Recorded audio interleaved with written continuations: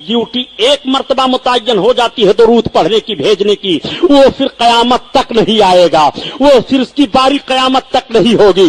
70,000 सुबह आ रहे हैं और 70,000 शाम को आ रहे हैं और नबी कौनैन सल्लल्लाहु अलैहि वसल्लम पर दरूदो सलाम भेज रहे हैं। अब आप जरा गौर फरमाइए, आकाए करीम सल्लल्लाहु तआला अलैहि वसल्लम इरशाद फरमाते हैं कि जब मुझे कोई सलाम करता है तो मैं उसके सलाम का जवाब देता हूँ। यही सवाल पैदा होता है कि फरिश्ते तो हरदम सरकार को सलाम अर्ज कर रहे हैं, तो हरदम मेरे आका जवाब दे रहे हैं, उम्मती आका को सलाम अर्ज कर रहे हैं, सरकार उम्मतियों के सलाम का जवाब अता फरमा रहे हैं। तो क्या कोई एक लम्हा भी ऐसा है कि नबी कौनैन सल्लल्लाहु अलैहि वसल्लम के जिस्म पाक से आपकी मुकद्दस रूह की जुदाई हो? नहीं नहीं, एक लम्हा के लिए नबी को मौत आई थी और उसके बाद मेरे आका की मुकद्दस रूह आका के जिस्म अतहर में वापस कर दी गई। जैसे सरकार हयाते जाहिरी में जिस्म के साथ थे, ऐसे नबी कौनैन अपनी कब्र अनवर में जिस्म के साथ।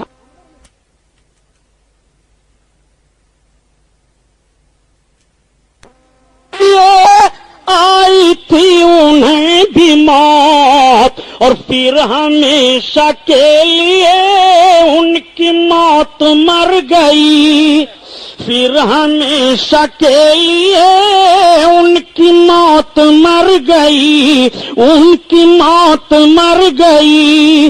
नबी कौनैन सल्लल्लाहु तआला अलैहि वसल्लम जैसे हयाते जाहिरी में थे दुनिया में, ऐसे मेरे सरकार अपने जिस्म पाक के साथ अपनी कब्र अनवर में भी तशरीफ फरमा है। हवाला दूं, हवाला नोट करो। अगर हवाले का एक तारीख भी गलत साबित हो तो जो चोर की सजा वो हमारी, और हवाला सही कहूं तो इसको कबूल कर लो प्यारे, अपने ईमान को बर्बाद ना करो। तबलीगी निसाब किताब है। तबलीगी निसाब हमारे घर की किताब नहीं है बल्कि मौलवी जकरिया साहब की लिखी हुई वो किताब है। वो तबलीगी निसाब किताब इनकी मस्जिदों में भी पाई जाती है, लोग पढ़ते पढ़ाते हैं। दरूद शरीफ के फजाइल में मौलवी जकरिया साहब उसमें एक वाकया लिखते हैं कि नबी कौनैन सल्लल्लाहु तआला अलैहि वसल्लम पर, आओ जरा देखो दरूद शरीफ की बरकत का हाल देखो। हजरत सैयद अहमद कबीर रिफाई रहमतुल्लाह तआला अलैह सरकार गौस आजम बड़े पीर दस्तगीर के हम असर बुजुर्गों में से हैं और सरकार गौस पाक के रिश्तेदारों में से हैं। हजरत सैयद अहमद कबीर रिफाई रहमतुल्लाह तआला अलैह जब हज करने के लिए गए और सरकार की बारगाह में हज के बाद हाजिर हुए तो आका की बारगाह में हाजिर होकर के सलातो सलाम अर्ज करने लगे। अर्ज करते हैं, या रसूल अल्लाह, अभी तक तो मैं आप पर दूर दूर से दरूद और सलाम पढ़ता था, या रसूल अल्लाह आज मैं आपके रोज़े अनवर के सामने, या रसूल अल्लाह आपके रूबरू आप पर सलाम अर्ज कर रहा हूँ। या रसूल अल्लाह आप अपने दस्ते पाक को अपनी कब्र से बाहर निकालिए, या रसूल अल्लाह मैं बोसा लूंगा। हजरत सैयद अहमद कबीर रिफाई जब अपने आका की बारगाह में ये अर्ज करते हैं तो दिल से जो आवाज निकलती है असर रखती है, पर नहीं ताकत परवाज मगर रखती है।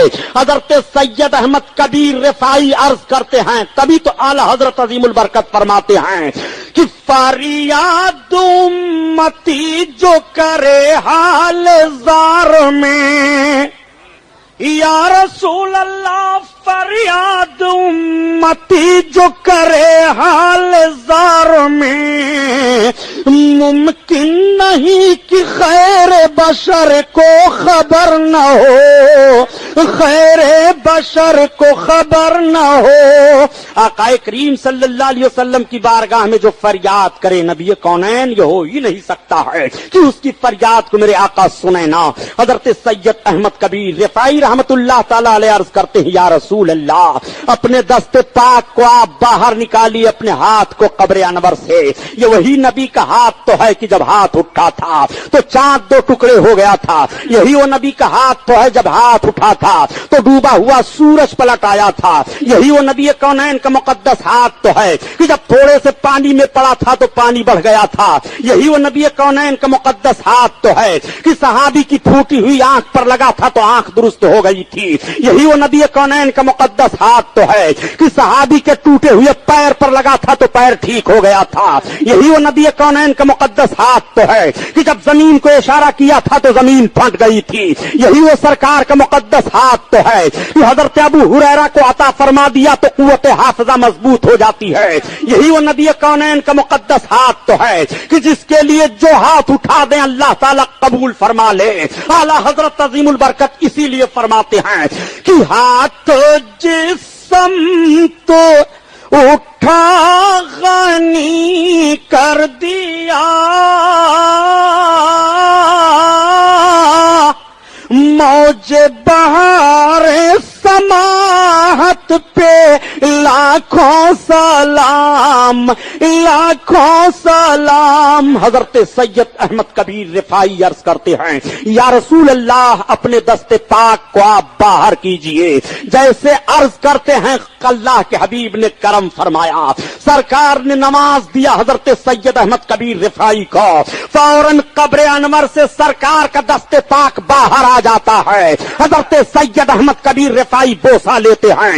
اس وقت مدینہ طیبہ میں 90,000 کا مجمع تھا جنہوں نے اپنے نبی کا یہ معجزہ اپنی کھلی آنکھوں سے دیکھا تھا، اسی لیے بریلی کے تاجدار امام احمد رضا پکار اٹھتے ہیں یا رسول اللہ تو زندہ ہے واللہ تو زندہ ہے واللہ میرے چشم عالم سے چھپ جانے والے چھپ جانے والے۔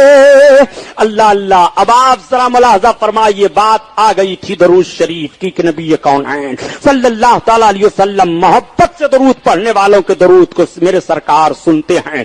آقا ارشاد فرماتے ہیں کہ اگر کوئی مجھ پر ایک بار درود شریف پڑھتا ہے تو اللہ تعالیٰ اس پر 10 رحمتیں نازل فرماتا ہے۔ مسلمانوں غور کرو، جس پر اللہ کی ایک رحمت ہو جائے وہ کتنا خوش نصیب ہے، اور آقا اپنے اوپر درود شریف پڑھنے پر 10 رحمتوں کی ضمانت عطا فرما رہے ہیں۔ پھر میرے آقا نے ایک دوسرے موقع پر ارشاد فرمایا کہ جو مجھ پر ایک بار درود شریف پڑھتا ہے اللہ اس پر 70 رحمتیں نازل فرماتا ہے۔ پھر میرے آقا نے ایک موقع پر ارشاد فرمایا جو مجھ پر ایک بار درود شریف پڑھتا ہے اللہ اس پر 100 رحمتیں نازل فرماتا ہے۔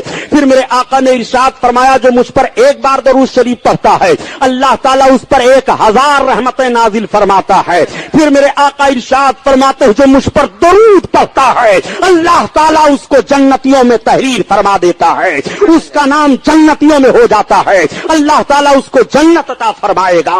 نبی کونین صلی اللہ تعالیٰ علیہ وسلم نے درود شریف کے تعلق سے بہت ساری باتوں کو میرے آقا نے ارشاد فرمایا۔ درود شریف پڑھنے والے کا جسم قبر میں سڑتا نہیں ہے۔ ایک جملہ میں نے یہ عرض کیا تھا کہ جو نبی کونین پر درود شریف پڑھتا ہے مرنے کے بعد اس کا جسم قبر میں نہیں سڑے گا، اس کے جسم کو زمین کی مٹی نہیں کھائے گی۔ نبی کونین صلی اللہ علیہ وسلم پر درود شریف پڑھنے والے کا خاتمہ ایمان پر ہوتا ہے۔ آؤ ذرا دیکھو، واقعے کی روشنی میں آقا پر درود کی فضیلت کو سمجھتے چلو۔